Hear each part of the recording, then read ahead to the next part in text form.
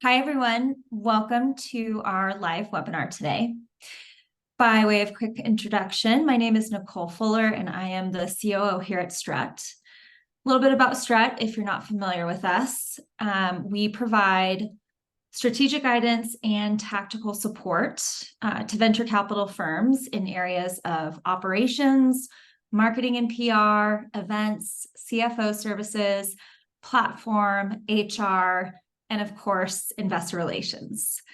Today, we'll be learning from our own Director of Investor Relations, Vienna Poise, on how fundraising has evolved today and where the bar has been set, as well as some strategies you can use for a more successful fundraise. We all know that this is one of the worst, if not the actual worst, fundraising markets in VC history. And so we hope to leave you today with some practical takeaways for your current or future fundraising efforts. A couple quick housekeeping notes before we get started. This is going to be recorded, and we will share the webinar we'll share the recording following the webinar. We will open up the Q&A to the audience for the last 10 to 15 minutes. Feel free to submit your questions in the Q&A chat box at any point during the webinar, and we will do our best to answer them at the end. Without further ado, I will pass this off to Vienna to share a little bit about her background and then hop into it. Great. Thank you.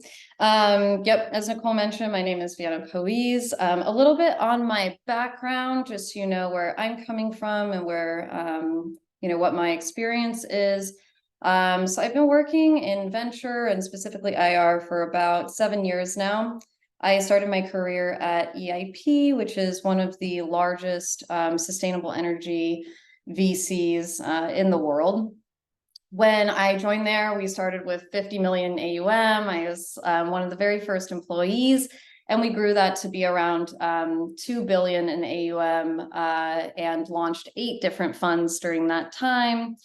Then I went over to Data Community Fund, where it was just me and the GP, so very different. It was an emerging manager. I helped raise Fund 2 there. And obviously just like a totally different experience, understanding also how it is to raise with much more limited resources. And then I came over to Strut at the beginning of this year. I've worked with probably a bit over 10 clients now and helping different fundraisers, which has been amazing to get a different vantage point, just to see across different funds sort of how they approach this, what's successful, what's not, these sorts of things. So today, as Nicole mentioned, I'm going to try and focus on tactical strategies, but first I'm going to jump a little bit into the state of the market, just so we can level set on kind of where we're at today.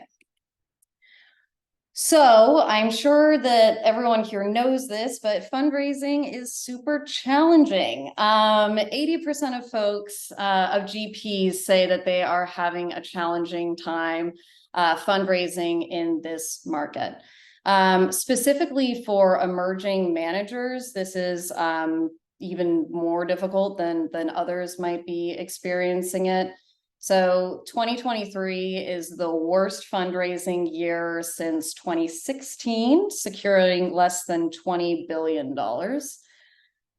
This is for a multitude of reasons, partially which is just kind of general environment, but I will say something in particular that emerging managers are running up against is limited track record, not terribly surprising there, but also underperformance.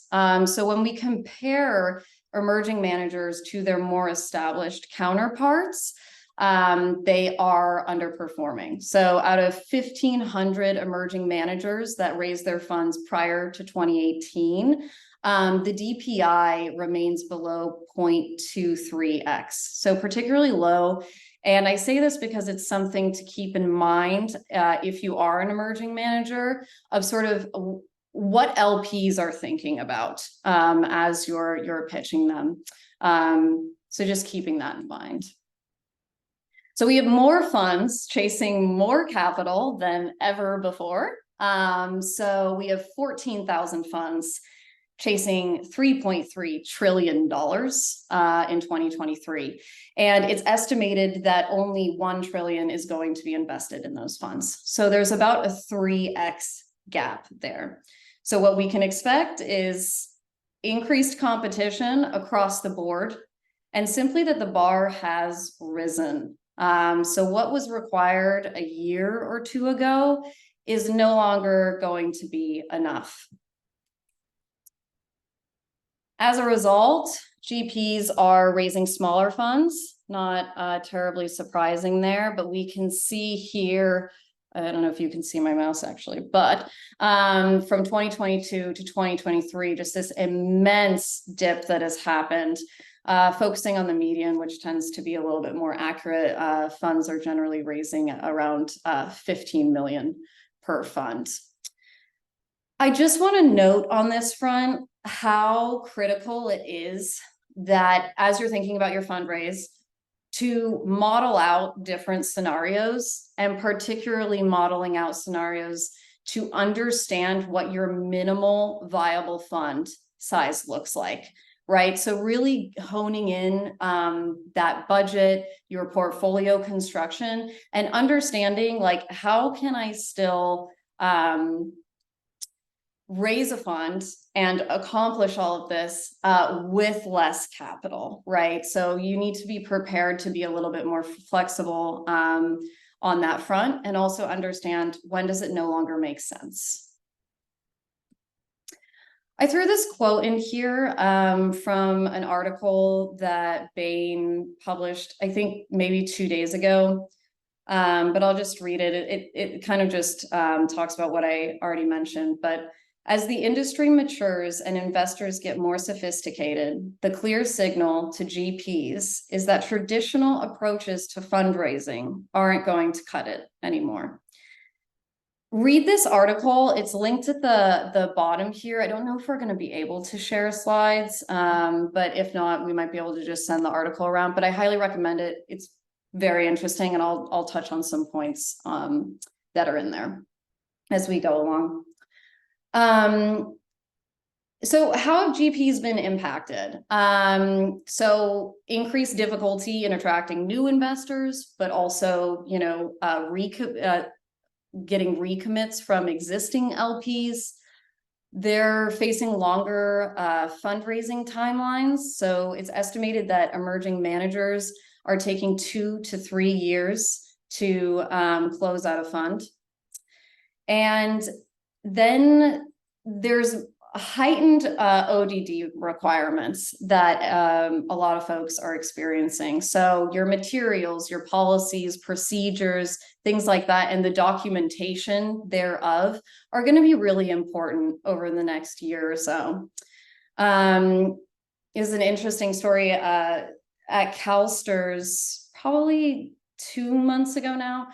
Kristen Green, the founder of Forerunner, mentioned that, you know, she didn't have any track record when she was raising Forerunner. But what she did have was a fully complete data room. She had all of the materials. And because she didn't have a track record, she actually even built case studies for deals that she did not do. She basically said, you know, if I had had the capital, I would have done this deal. And here's why.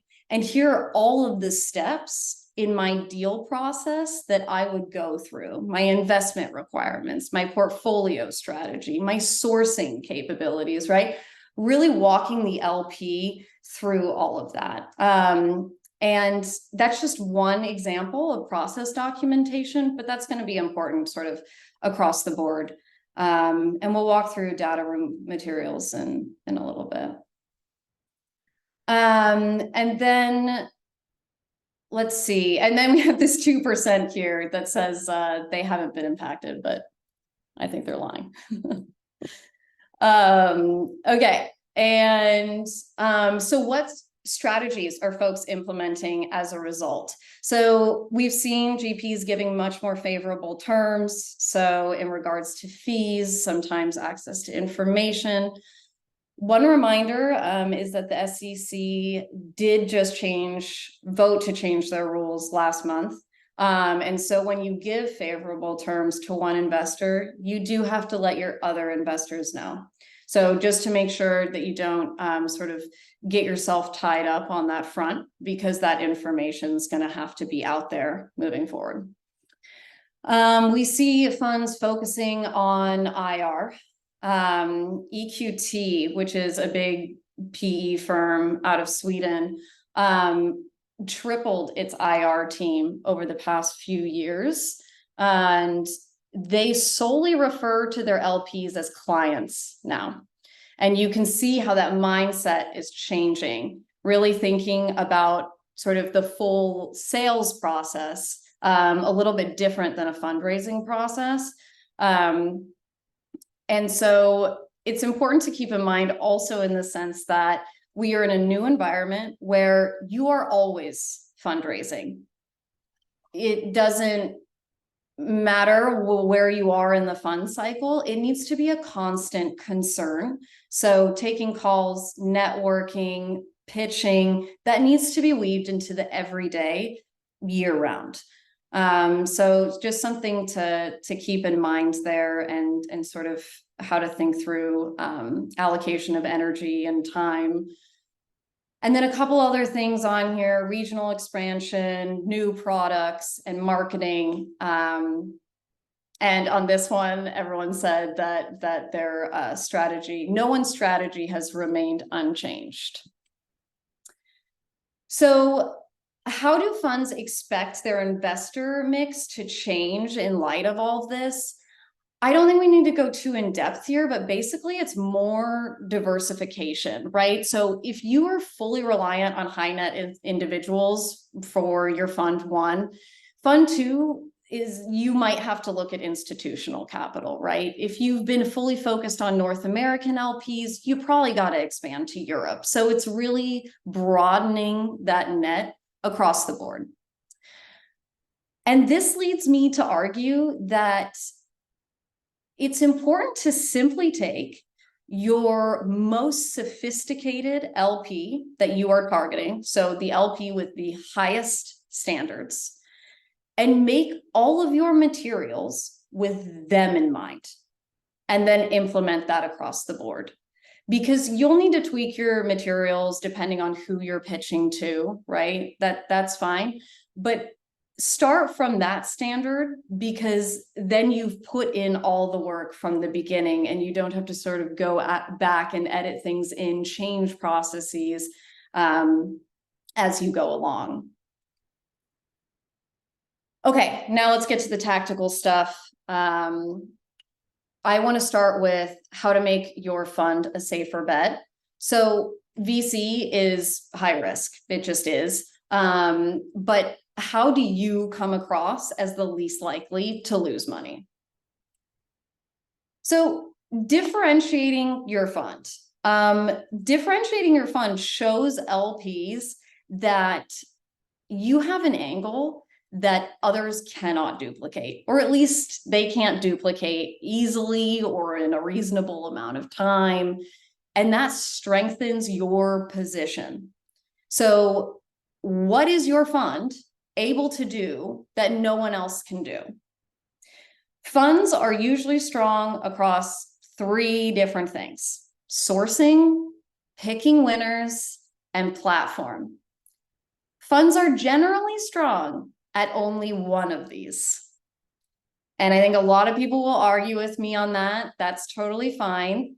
But generally speaking, your fund is strong at one, and the goal is to be strong at all three. Sometimes funds are strong at two, but generally speaking, find the one that you're strong at and focus on it. You want to be sort of, you want to make a name for yourself in that in particular. And so you want LPs to think, oh, that's the X fund. So for EIP, it would probably be, oh, that's the utility fund. But we want LPs to think that you dominate this portion of the market. And it might be niche, but it needs to be defendable. And, of course, we're touching on branding and marketing here, and that's a little bit outside of the scope of what we're going to talk about today, but it's certainly going to be important from an IR and fundraising standpoint as well. Once you've honed in on what that differentiator is, you need a cohesive narrative and strategy, right? A thesis that is simple. Just keep it simple. You don't want to make it super complex, because it tends to get a little convoluted along the way. Boil it down to a sentence or two, and really your whole team should be living and breathing that thesis. It should be consistent across the team, but also across your materials. And by that, I mean, not just your pitch deck, but also your website. If your team is speaking at a conference, it needs to be consistent, because consistency builds confidence and inconsistency doesn't. So keep that in mind. And then professionalism, it's always going to be important, right? We want buttoned up communication. We don't want to cross wires. We want clean presentation, organized materials. And that brings me to data room materials. So this is not a full list. We do generally have sort of a broader data room checklist, but these are just a few things that I picked to focus on today that will hopefully be helpful to you all. So we're going to start off with the GP track record. So the reason that I mention this is, let's say you're a fund two, and it'll be obvious to you that you are going to put in the fund one financials. And that's great, but we're also focused on the broader GP track record, right? So not just the firm and sort of how they're performing, but we're also looking at perhaps the GP has worked at other funds. Maybe they've done angel investing. Perhaps they even have, I don't know, stocks that they've invested in. All of these things matter in sort of building credibility on your ability to invest. Again, Kristen Green, she pulled together memos of deals that she hadn't done, but really like looking at trying to build up that track record in any way you can. Investment process. So what we're trying to document here is, what controls are there within your process when making an investment, right? Who signs off? Who sits on IC?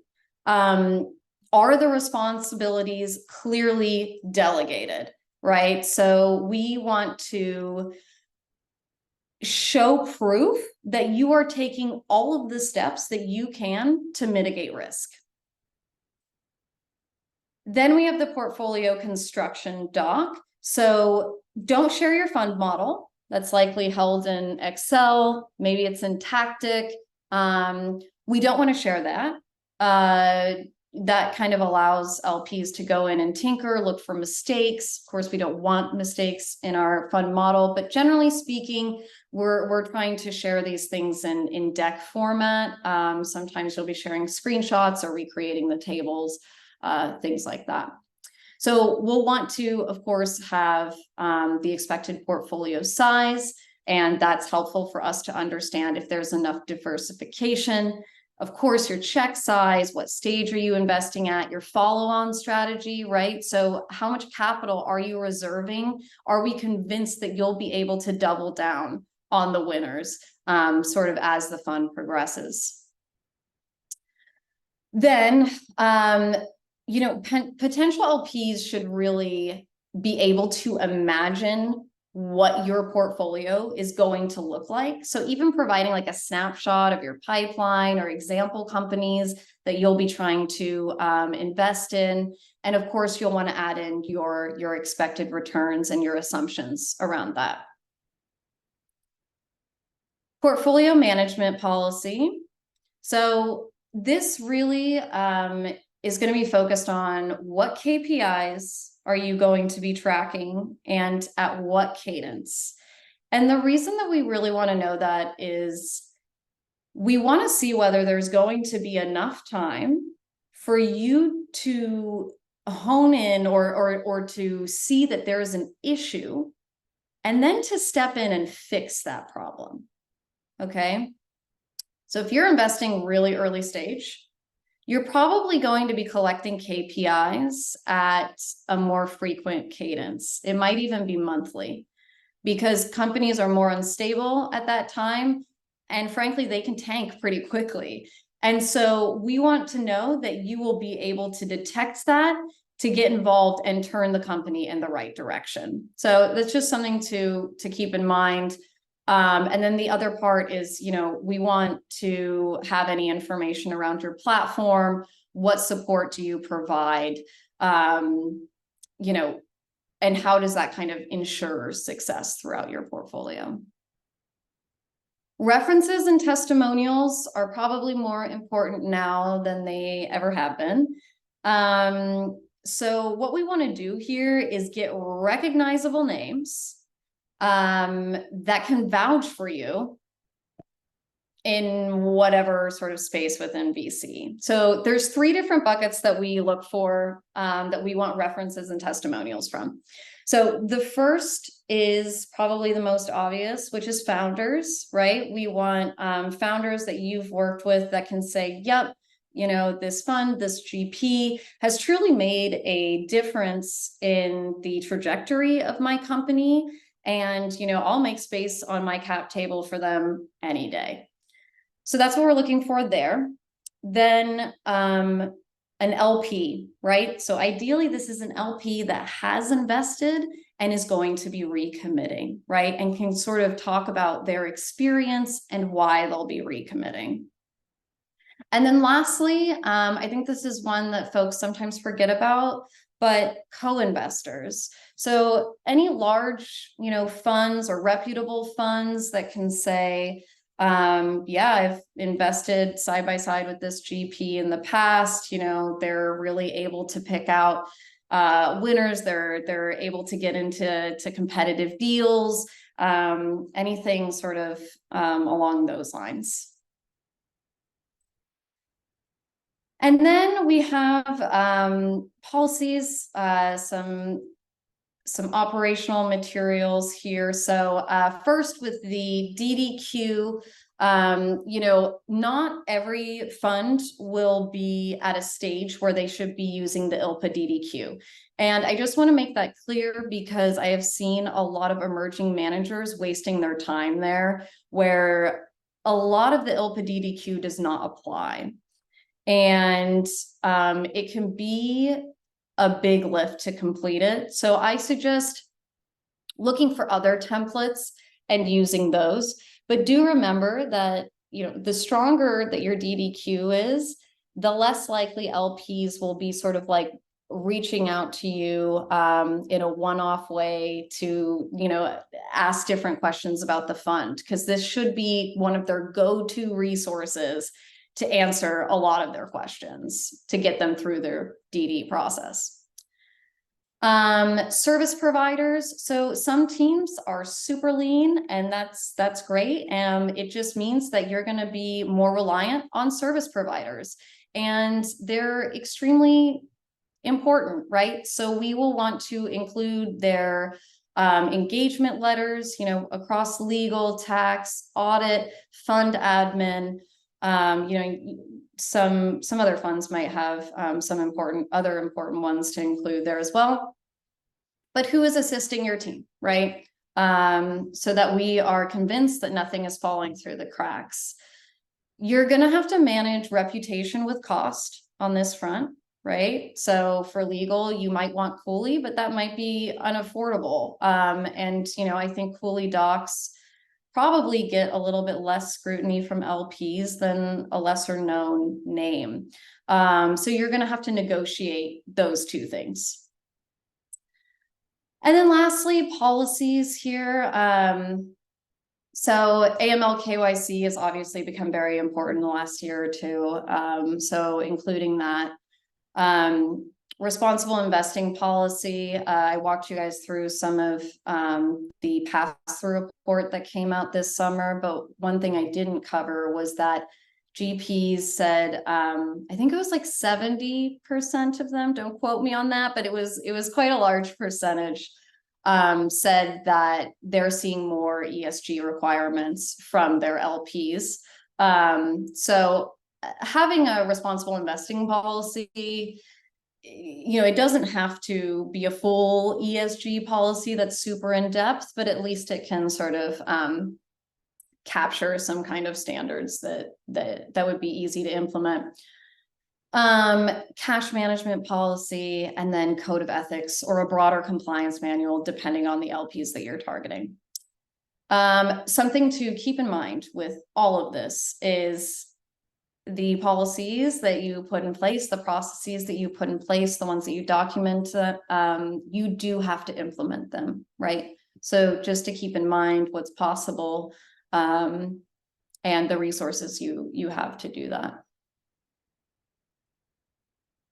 Okay, creating urgency and boosting LP engagement. And this is going to be my next portion here.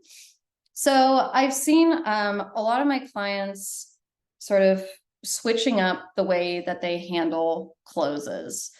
And so I created this chart here for sort of the pros and cons of doing the traditional 3 to 4 closes or doing rolling closes. And by that, I kind of mean more than 5, but there's probably debate around when it's rolling. But I would say it's probably around sort of like six or more. So once your fund target size is determined, right, your first close should be about 20 to 25% of that. So just keeping that in mind, regardless of which track you're going with here. So I'm going to actually start on the rolling side. So the benefits of doing many closes is that you have faster access to capital, right? So if you're doing closes every 2 weeks, then you're getting that capital in. You could technically do dry closes, but let's just assume that that's not the case. And this is great because you don't miss out on investment opportunities. And it also allows you to remain flexible to capture LPs that perhaps can't make a really hard date on a close. So that part is nice. On the other hand, it's a little bit more difficult to create urgency, because if you're that flexible where you're like, well, I could take it this Monday or next Monday, or then creating urgency to move LPs through the process is lessened, right? So that would be on the other side.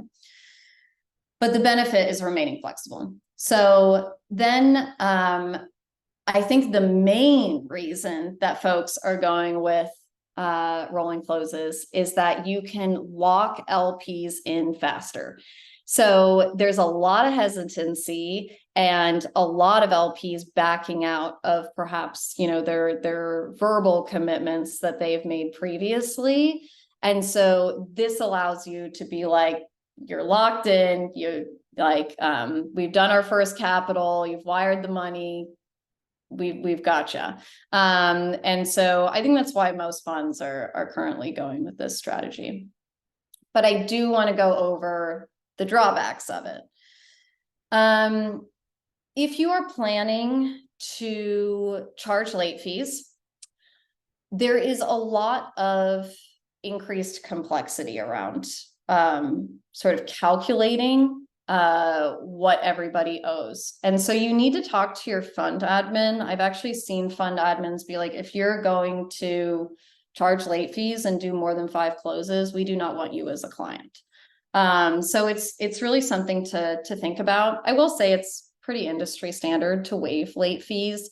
It's a preference issue. I tend to think it's polite, but to waive them. But, some folks want to charge them.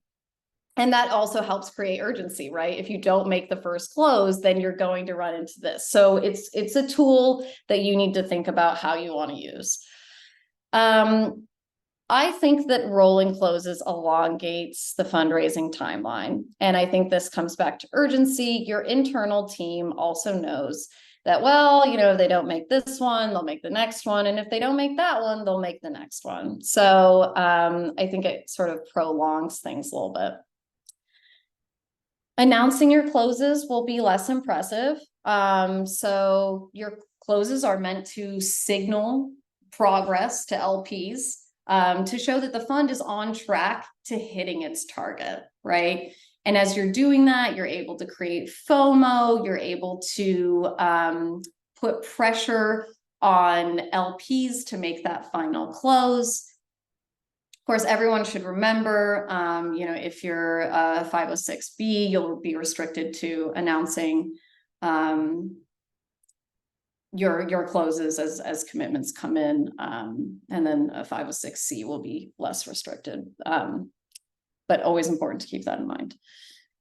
So the other thing is it's a little bit difficult to calculate how much cash that you will have on hand, because you're sort of just closing everything as it comes in. That's a little bit harder to forecast. It's easier to be like, well, on December 1st, we're closing 25%. And on February 1st, we're doing 50%. If you have those specific targets, you can obviously manage that a lot better. And when you don't manage it well, it can, negatively affect your IRR, things like this. So just something to keep in mind. And then, there's logistical complexity around it as well, just in regards to capital calls and things like that. And then lastly, you might run into issues with Form D and filing that, which you have to do at every 10% of AUM. So in theory, if you're doing all these rolling closes, you would have to file a Form D 10 times, which can incur more legal fees. It's a little bit dependent on how it's all set up. But again, something to talk to your service providers about. One thing I also want to note here, that I've been seeing across my clients is, while you're waiting to get to your first close, if you're warehousing investments, make sure that those investments reflect your portfolio strategy. I've been seeing a lot of warehouse investments that don't quite align, and then selling that story becomes more difficult. LP engagement. There we go. So I won't read through this whole list here, but creating content and getting it out there is super important and is just becoming more important by the day.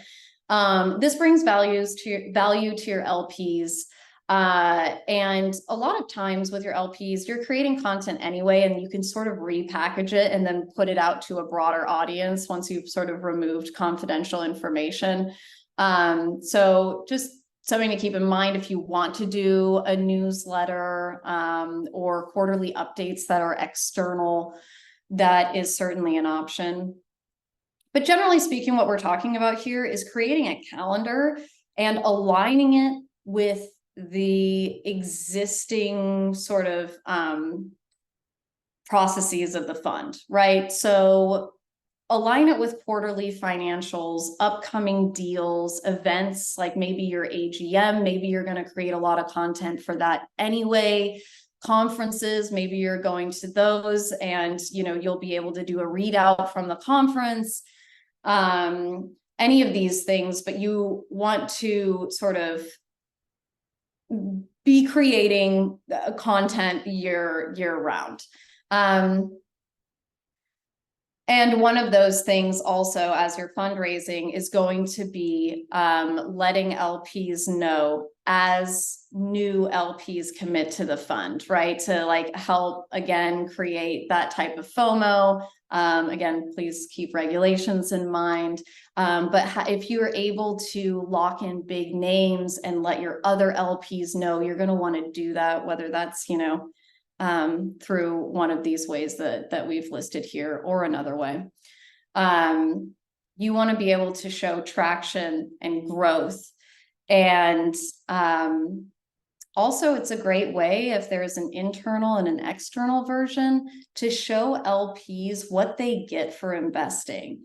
You can say, you know, you're getting this in-depth version with all this inside information, and the external one doesn't, right? So showing them the value of their investment and what they would be losing if they weren't to recommit.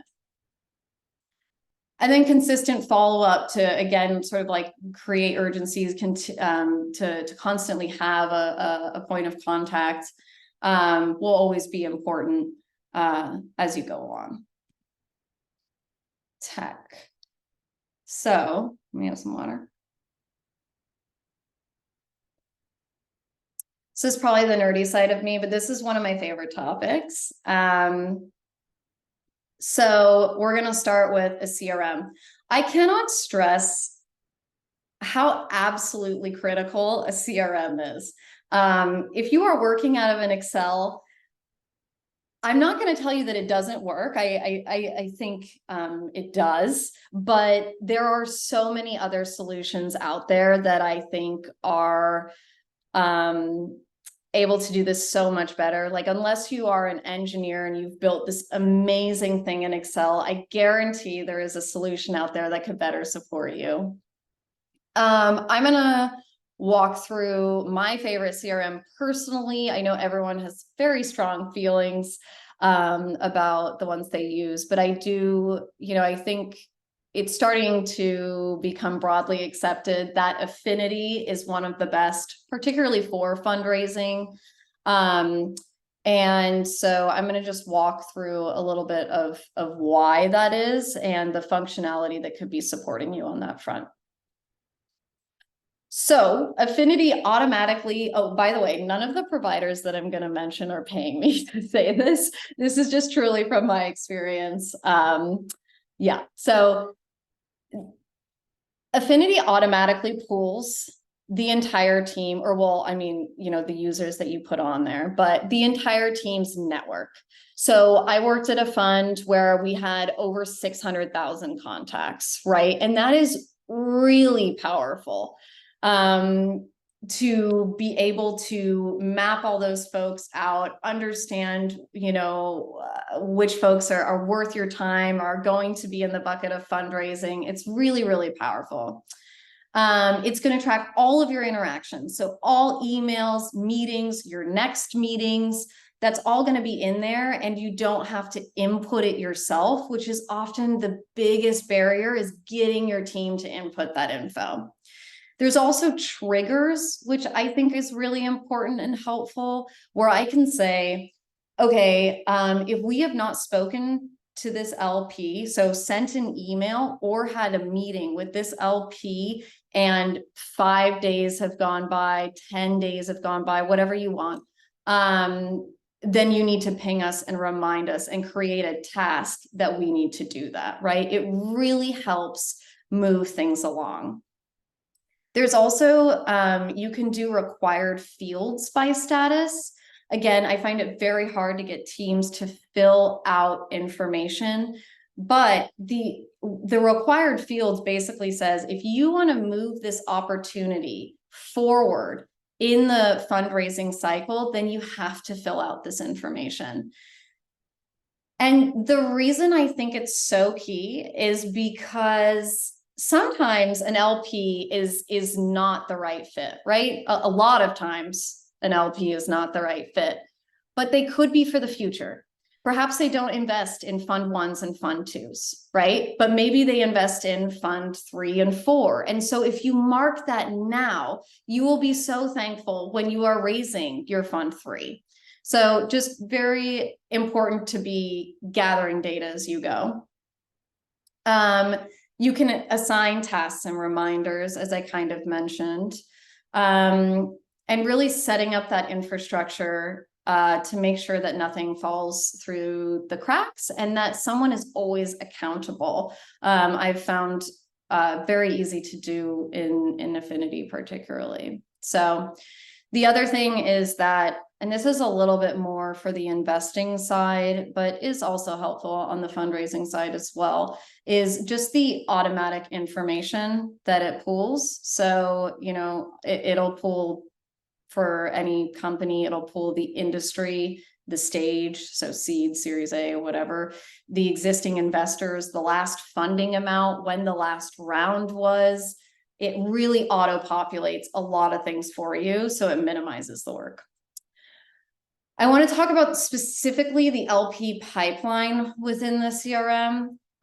So you always want to assign the point of contact at the LP and also the owner internally, so that we have someone who needs to take responsibility for the opportunity. Tracking the investment strategy, as I mentioned to you before, because it might be relevant farther down the line when you've forgotten about this company or this person, is really important. And then the statuses should reflect your internal process. That is very key. If they are not aligned, the pipeline does not work. So generally speaking, it's going to look something like target, initial meeting, data room, probably another meeting. Maybe it's in person, maybe it's just another call. Then you send the docs, then it's signed, then they're closed, something like that. But it needs to reflect your exact process. So make sure you do that. And again, this will just like keep your team high functioning and pinging LPs at the right time, or potential LPs at the right time. Okay, data room, very important. I'm going to say generally everybody's using DocSend. And the reason for that is because you can brand it. There's great security settings. There's different levels of access. It's got tracking functionality. So that you can see, this LP hasn't even looked at this doc, or the LP just looked at your SOI, which can tell you like, hey, maybe I should follow up and be like, hey, can I provide you with any insight around, our investments, our portfolio? That is great. So this is like a key piece of tech that can give you an excuse to contact your potential LPs. All right. Email outreach. Okay, so for this, honestly, I just mean that you need to be prepared to have some kind of bulk send functionality, and particularly bulk send that allows you to personalize it, right? I don't mean throwing everyone in BCC. I mean tech that essentially makes your LP believe that you, the GP, sat down and was like, I'm going to write my favorite LP.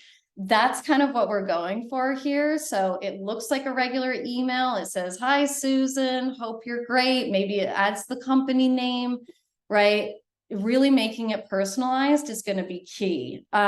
So generally, you can use Affinity for that, for example. But any mail merge, like I use Yam, yet another mail merge, that works. But you want tracking functionality again, who's opening it, where, is it bouncing? Do I need to find another contact? That type of thing. We definitely want to keep that. And this is where like the MailChimps aren't really going to work in the same way. It's not going to give it the full personalized regular email feel. Subscription process. So we want to keep this, let me just check timing. Okay, I think we're good. Subscription process. So we just want to keep this process easy, simple, clean. Like it should not take much time. If someone is at the point of signing docs, we do not want to overcomplicate this for them. So generally, I recommend pass-through. I've been really pleased with them on a lot of fronts. But in particular, I think the UX is great. So essentially what they do is they digitize your docs so that when the LP goes in, they're only really seeing what is important to them. They don't have to scroll through everything. It's a really easy process. It takes 10 to 20 minutes on average. And so it's just super smooth. Some legal firms will provide you a closing portal. Some of your fund admins will too, like AngelList, Carta. Those are options. I don't think the experience is as good. So, just noting that, definitely worth checking them out. The other thing is, they can do your KYC AML checks for you. If an LP has used pass-through before, which, a lot of funds are using it these days, they can actually just transfer their information. So that's really nice. It saves their info. It also saves their docs. It's just a great LP onboarding experience, which is important. And I think the other thing is you can send automated reminders that kind of look like pass-throughs, just sending it to you rather than the team themselves sort of bugging the LP, which I like. And then lastly, a director of IR. So I know that that's not tech. But the one thing that I just want to say here is obviously you would have one person who's managing this whole process, one point of contact for the LPs if they're not necessarily needing to talk to a GP, which is helpful. But the other thing that I think is really useful is that the GP doesn't have to bug the LPs. So they don't have to be like following up, they get to save their relationship and not make it kind of stressful and annoying. And so instead, the director of IR is taking that on a little bit. And I do think it's definitely helpful from what I've seen. So I recommend it. I understand that that's not going to be possible for every fund. So definitely keeping that in mind, but it's a useful tool. Okay, and with that, we are coming into Q&A. I did add my email address here in case anybody wants to reach out and ask a question later or follow up on a conversation. It's just vienna@strutconsulting.com. We'll include that too in the follow-up note. Awesome. That was fantastic, Vienna. Thank you. It looks like we have a few questions. One of the participants asks, can you expand on consistency and tactics to develop a cohesive strategy when you're a generalist or opportunistic? Oh, yeah. So I think that's still, even if you're a generalist, I do think that there is a way to boil down your thesis. And part of this is going to come back into, branding and marketing, which is less of my wheelhouse. But if you should be able to boil down your thesis. And if you're able to do that and everything that you put out, you just have that lens on, like, does it align with this sentence or two before putting it out into the world? Like, that's just really going to be the key, whether it's your site or a conference or whatever. So that's what I would say. Okay, awesome. Elise, let us know if you have any follow-ups to that. Somebody asked, who do we like for e-subdocs? I know we have mentioned pass-through in here, and I will just caveat this with, our clients work with a multitude of tools and service providers, and so we don't have any favorites per se. We like to play nice in the sandbox with everyone. But I do think there are a couple of especially on the digital subscription side of things, there's a couple that we see most and that have really great functionality. So Vienna, I'll let you chat about those. Yeah. So again, I think what I see most of my clients using is those through their fund admins. So AngelList also across the board has amazing UX, I will say. If that's something that's important to your LPs, but also this is something that Carta provides, so you should keep that in mind. And then on the legal front, There's vanilla, there's others that legal firms will provide. You definitely just want to check them out. Always test them. Do not trust that they have been uploaded correctly. Walk through the entire process from beginning to end. You want to make sure that there's, the right functionality there, that one person's able to fill it out, another person's able to sign it, that it's able to be saved along the way. These sorts of things are going to be really important. Yeah, agreed. Danielle asks, would you recommend keeping the data room tech solution separate from the subscription process tech solution, i.e. not using pass-through's data room with their subdoc tool? Yeah, I would keep them separate. With pass-through, I'm going to stop sharing my screen, actually. There we go. I think that from what I've seen, there's no subdoc closing tool that is as good at a data room as DocSend is. And so there's no reason to really, pair them in the same place. Of course, ideally that would be nice. But I think for like the greatest experience, I would separate them. Awesome. Kayla asks, any recommendations for how to make sure your team is using the same messaging when talking about your firm? Again, like this comes down to like, make it simple. Like that is the easiest thing. And also reiterating it in meetings, in your branding, because your team's also consuming your branding, right? So really creating as many touch points for that very simple thing. Like folks should just have it memorized. It should just come to them without thought. And that's going to make it the easiest. Awesome. Can you share some of the key tasks an IR director might do once fundraising is closed? Yeah, definitely. So once fundraising is closed, so again, one, we are coming into a world where we are always fundraising, and I do want to be very clear about that. I will say, of course, there's going to be like spurts and then like a little bit more of lulls. So I don't think you're going to be going full force on fundraising at all times, but it's going to be a constant thing that you're focusing on. So you'll be focusing on that outside of fundraising, ensuring that, you're at the right conferences, you are networking, you are following up on connections. But then there's also, just the regular things of capital calls, reporting, annual meetings, or perhaps you have quarterly meetings, quarterly updates, all of those things to maintain the relationship of existing LPs is going to fall in that bucket.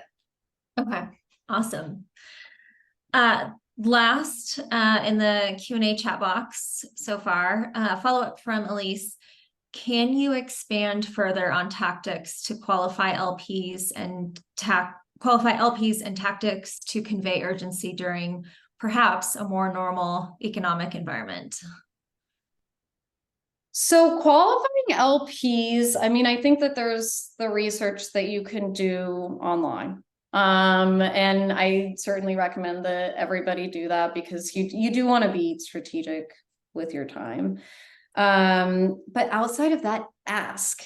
I really think it's so important that when you're having meetings with LPs that you ask straightforward, are you deploying capital right now? Are you deploying in venture? Does my fund fit your strategy? You know what I mean? After they're more acquainted with it, right? You don't put the research on them. You should have already pitched them and that type of thing. But just don't be afraid to ask what their check size is. All of these things are data points. You're interviewing each other, and this certainly is an LP market, but that shouldn't deter you from asking those questions. And then what was the second half of the question? Tactics to convey urgency during perhaps a more normal economic environment.